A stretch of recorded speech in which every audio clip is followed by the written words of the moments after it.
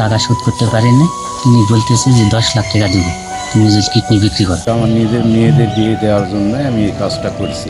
এই যে এই গ্রামটা দেখছেন, এটি বাংলাদেশের আর 10টা গ্রামের মতো মনে হলেও এই গ্রামের বেশিরভাগ মানুষই জড়িয়ে পড়েছে বা জড়িয়ে আছে একটি ভয়ঙ্কর পেশার সঙ্গে, আর সেটি হচ্ছে নিজের শরীরের কিডনি বিক্রি করে টাকা উপার্জন করা। নিজের অঙ্গহানি যে কখনো কারো পেশা হতে পারে, এই গ্রামে না আসলে আমি জানতাম না। গ্রামের নামটি যাই হোক না কেন, এখন এই গ্রামকে মানুষ চেনে কিডনি বেচার গ্রাম নামে, কেউ বা আবার জানে এক কিডনির গ্রাম নামে। এই গ্রামের প্রায় প্রতিটি ঘরের গল্পই স্বপ্ন হারানোর, অঙ্গ হারিয়ে বেঁচে থাকার, আর প্রতারণার, বিশ্বাসঘাতকতার। জয়পুরহাটের কালাই উপজেলার এই কিডনি বেচার গ্রামটির অরিজিনাল নাম আমি আমার ভিডিওতে বলছি না, কারণ আমি চাই না যে এখানে যারা সাধারণ মানুষ বসবাস করে তারা বিব্রত বোধ করুক। আমি দিছি হলো এত সব টাকা কমিয়ে দিয়েছিলাম, টাকা দেওয়ার কথা দেয়নি, দিছি কিছু টাকা। এই গ্রামের প্রায় প্রতিটি ঘরেই ছড়িয়ে আছে শূন্যতা, না বলা কষ্টের ইতিহাস আর প্রতারণার গল্প। তারা টাকাও পায় না, সামান্য টাকা দেয় আর তো পুঙ্গু হয়ে গেছে। আজ আমরা এই গ্রামে এসেছি দেখতে, জানতে এবং আপনাদের সামনে তুলে ধরতে কিভাবে দারিদ্র ও প্রতারণা একসাথে মিলে কেড়ে নিচ্ছে মানুষের অঙ্গ, স্বপ্ন আর সম্মান। বাংলাদেশ সর্বপ্রথম এই কিডনি নিউজ যারা করে সেটা আমি আমার জন্যই প্রকাশ পেয়েছি। আসসালামু আলাইকুম, আমি শোভা আফরোজ, আপনাদের স্বাগত জানাচ্ছি আমার আরেকটি নতুন ভিডিওতে। আমি এখন আছি জয়পুরহাট জেলার কালাই উপজেলায়।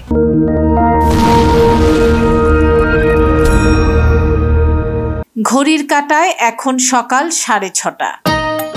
একটু আগেই বাসে করে ঢাকা থেকে কালাই এসে পৌঁছেছি। রাস্তাঘাট একদম ফাঁকা, গাড়ি চলাচল নেই বললেই চলে।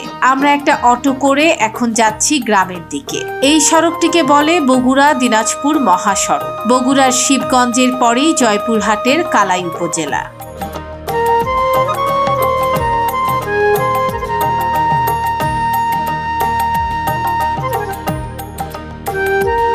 যাচ্ছি গ্রামের পথ ধরে। বাংলাদেশের সকালবেলার গ্রাম সত্যিই অন্যরকম।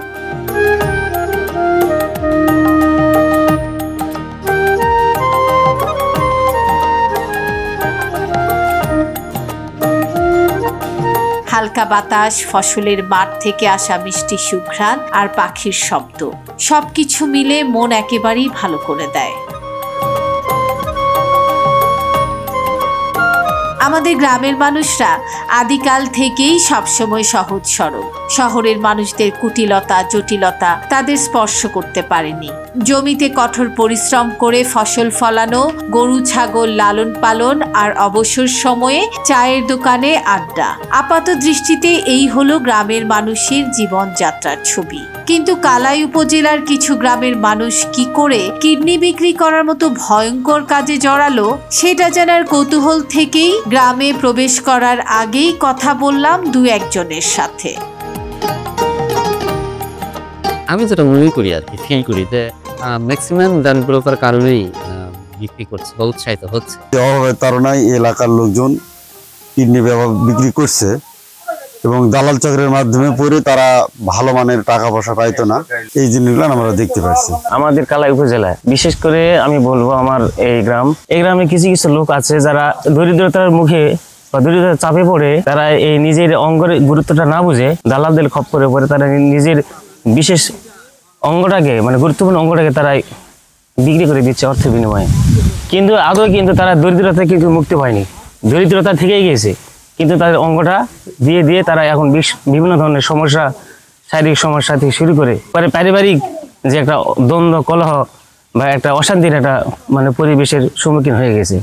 আমার জানা মতে এই গ্রামে প্রায় ওদের সাথে হবে এই গ্রামের লোকজন তারাই প্রকাশ্যে নয়, তারা গোপনে মানে দালালদের খপ্পরে পড়ে সামান্য অর্থের বিনিময়ে যে অঙ্গটা কিন্তু মূল্য দিয়ে নির্ধারণ করা যাবে না, কিন্তু সেই অঙ্গটাকে তারা সামান্য অর্থের বিনিময়ে তারা কিন্তু দিয়ে দিচ্ছে। কিন্তু ওই দরিদ্র থেকে যাচ্ছে, কিন্তু দরিদ্র থেকে তারা কোনোদিন মানে উঠতে পারতেছে না। ওনাদের সাথে কথা শেষ করে আবার চললাম গ্রামের দিকে। দারিদ্রতাই তাহলে কিডনি বিক্রির প্রধান কারণ। ক্ষুদ্র ঋণের কিস্তি পরিশোধ, বোনের বিয়ে, ছেলে মেয়ের লেখাপড়ার খরচ, নানা চাহিদা পূরণ করতে গিয়েই এরা নিজের শরীরের কিডনি বিক্রি করছে দালালের মাধ্যমে। কিডনি বেচা কেনায় এই দালাল শ্রেণীর ভূমিকা অনেক। এরা সাধারণ মানুষদের ভুল বুঝিয়ে কিডনি বিক্রি করায়, তারপর প্রতিশ্রুতি অনুযায়ী টাকাও ঠিকমতো দেয় না। জানবো আজকে সবকিছুর বিস্তারিত। কথা বলতে বলতে পৌঁছে গেলাম আমাদের সেই কাঙ্ক্ষিত গ্রামে। গ্রামের ভেতর ঢুকতেই দেখলাম রাস্তার পাশে বেশ কিছু ভেড়া শুয়ে আছে। কি সুন্দর গ্রাম! এখানকার বেশিরভাগ ঘরই মাটির তৈরি। মাটির ঘর আজকাল গ্রামে খুব একটা বেশি দেখা যায় না। আমরা গ্রামের আরো ভেতরে যাব। মাটির রাস্তা ধরে হাঁটতে থাকলাম।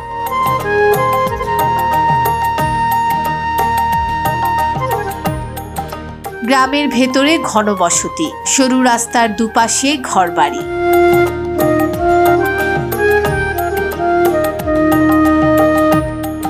আমি এখন যাচ্ছি এমন একজনের বাড়িতে যিনি কিছুদিন আগেই তার কিডনি বিক্রি করেছেন। এই গ্রামেরই এক তরুণের সাথে যাচ্ছি। ও আমাদের পথ দেখিয়ে নিয়ে যাচ্ছে।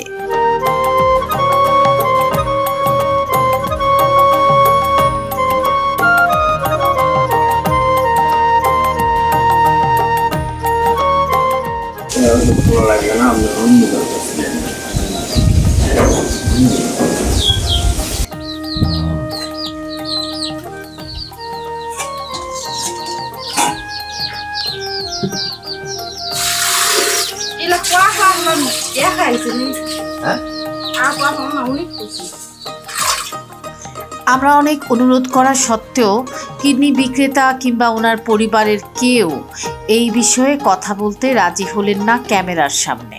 2023 সালের এক গবেষণায় বলছে এখানকার প্রতি 35 জনের একজন হচ্ছে কিডনি বিক্রেতা এবং তাদের বেশিরভাগের বয়সই 30 বছরের আশেপাশে। প্রতারণা শুরু হয় দালালের মুখে শোনা গল্প দিয়ে।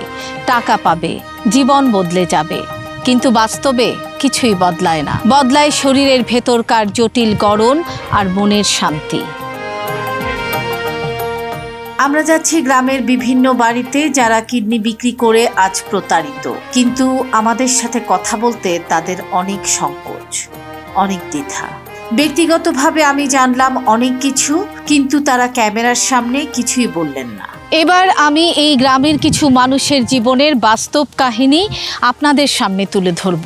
আমি অনেক চেষ্টা করেছিলাম তারা যেন নিজের মুখেই তাদের জীবনে ঘটে যাওয়া ঘটনাগুলো ক্যামেরার সামনে বলেন, কিন্তু ওনারা কিছুতেই রাজি হলেন না ক্যামেরার সামনে কোনো কথা বলতে। দবির মিয়া এই গ্রামের একজন সাধারণ মানুষ। একদিন তার ঘরের দরজায় একজন দালাল এলো। সে এসে বলল, 1 কিডনি দিলেই 5 লক্ষ টাকা, তোমার জীবন বদলে যাবে, তোমার সংসারে সুখ আসবে, স্বাচ্ছন্দ্য আসবে, ছেলে মেয়েদের লেখাপড়া হবে। টাকার অঙ্ক শুনে ভবিষ্যতের স্বপ্ন দেখে রাজি হয়ে গেলেন দবির মিয়া কিডনি বিক্রি করতে। ভাবলেন এত টাকা পেলে জীবনে হয়তো মুছে যাবে দারিদ্রতা, সংসারে সুখ আসবে, বাকি জীবনটা একটু সচ্ছলভাবে কাটাতে পারবেন। দালাল তার পাসপোর্ট নেয়, অপারেশনের জন্য নিয়ে যায় বিদেশে। সফলভাবেই কিডনি ট্রান্সপ্লান্ট করে তাকে ফিরিয়ে নিয়ে আসে এই গ্রামে, কিন্তু আসার পর দেয়নি প্রতিশ্রুত টাকা, পালিয়ে যায় দালাল। আর এদিকে দবির মিয়া অপারেশন পরবর্তী সুচিকিৎসার অভাবে ধুকে ধুকে মরছে। দবির মিয়া শুধু হাঁটে আর ভাবে, আমি কি ভুল করেছিলাম? দবির মিয়ার সন্তানদের জীবনে আসেনি আলো, এসেছে অসুস্থ বাবা। তার কষ্টের নাম প্রতারণা, আর অতীতের নাম বিশ্বাসঘাতকতা। দবির উদ্দিন এখন বাড়িতেই থাকেন।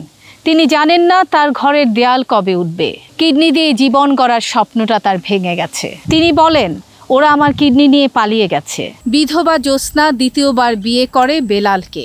অভাবের সংসার, সংসারের অভাব ঘোচাতে জ্যোৎস্না রাজি হয়ে যায় 7 লক্ষ টাকায় তার একটি কিডনি বিক্রি করে দিতে। জ্যোৎস্নার এর পরের গল্পটাও প্রতারণার। শুধু দালাল নয়, এবার তার সাথে প্রতারণা করলো তার স্বামী। অপারেশনের পর জ্যোৎস্নাকে দালাল মাত্র দেয় 3 লক্ষ টাকা।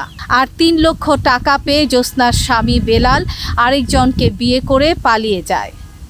আর জ্যোৎস্না আজ লড়াই করছে বেঁচে থাকার জন্যে। তার হাতে ওষুধ কেনার মতো টাকাও আজ নেই। হারিয়েছে একটি কিডনি, হারিয়েছে সংসার, টাকা পয়সা সব কিছু। আর জ্যোৎস্না বাঁচতে চান, কিন্তু ওষুধ কেনার মতো টাকাটাও তার কাছে নেই। তার ব্যথা কেবল দেহে নয়, আত্মায়, বিশ্বাসে আর ভবিষ্যতের স্বপ্নে। মোহাম্মদ সজল ছিলেন একজন ব্যবসায়ী। ইভ্যালি ধস নামায় তার সব শেষ হয়ে যায়।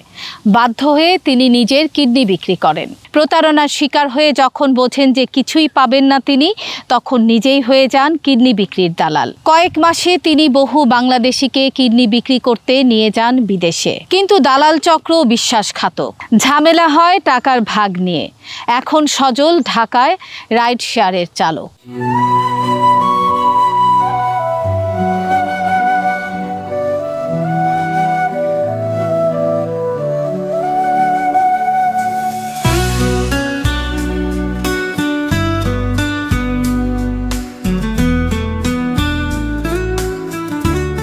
গ্রামে ঘুরতে ঘুরতে দেখা হয়ে গেল কিডনি বিক্রি করা প্রথম দিককার একজন মানুষের সাথে। দেখি উনি ক্যামেরার সামনে কিছু বলতে রাজি হন কিনা। না ভাই বাবা, না ভাই, আমি কথা বলতে পারবো না। না, রিকোয়েস্ট করতেছি, আমি আপনার দোয়া করতেছি, আমি পারবো না। প্রায় 14 বছর 15 বছর হয়ে গেল আমার এইভাবে বলতে বলে আসতেছি, আমি আর পারবো না। আপনার কাছে আমি কিন্তু অনুরোধ জোরাত করেছি। অনেক লোক আর আসুন, বহুত আমাকে এই জয়পুরহাট জেলার বহুত হাজার হাজার লোক কিরকম বাংলাদেশ বিশ্বে বহির্বিশ্ব থেকে অনেক সাংবাদিক নিউজ করেছে, বহুত কিছু। এই সালে এই গ্রামে নয়, কয় গ্রাম ধরবেন, এই গ্রামের যান, এই গ্রামের যান, ওই গ্রামের যান, ওই গ্রামের যান, ওই গ্রামের যান, এই গ্রামের যান, যেতে যাবেন সেটাই পাবেন। কিন্তু আমি অনুরোধ করছি আমার ধরুন বাংলাদেশের সর্বপ্রথম এই কিডনি নিউজ যারা করে সেটা আমি আমার জন্যই প্রকাশ করছি। এই গ্রামে না, এই গ্রাম মাত্রায় যান, বহুই সবাই কিডনি বিক্রি করছে।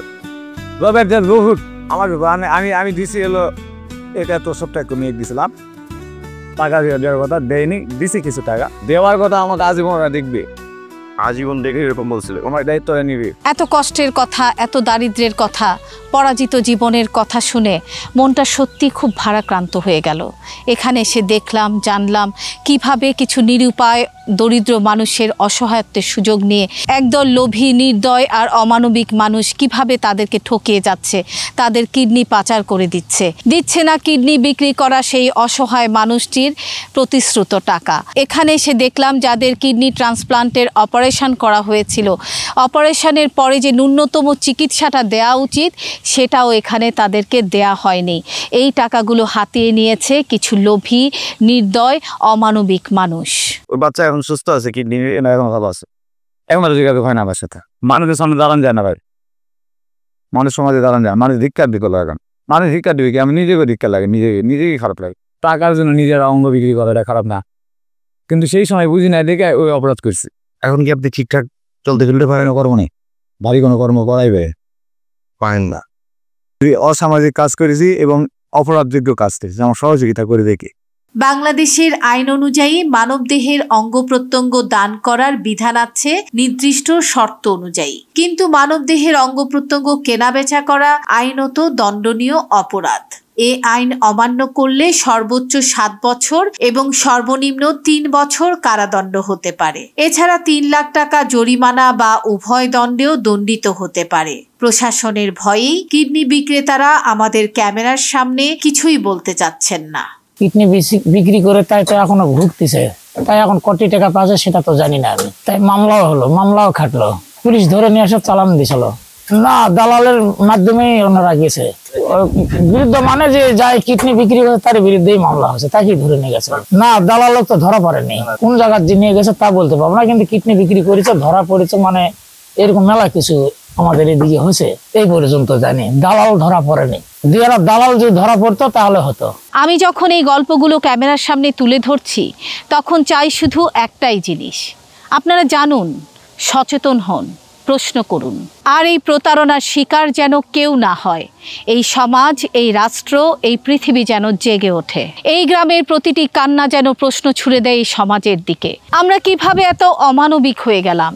দারিদ্রতা যদি কাউকে তার নিজের শরীরের অঙ্গ বিক্রি করতে বাধ্য করে, তাহলে তো ব্যর্থ আমরা সবাই।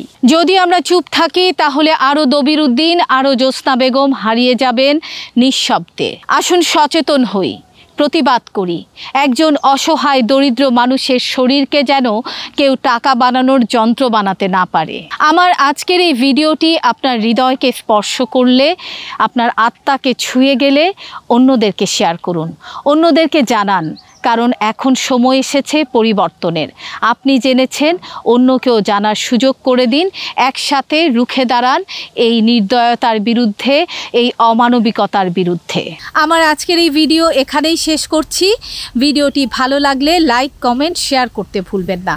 যারা আমার চ্যানেলটি সাবস্ক্রাইব করেছেন তাদেরকে অনেক অনেক ধন্যবাদ।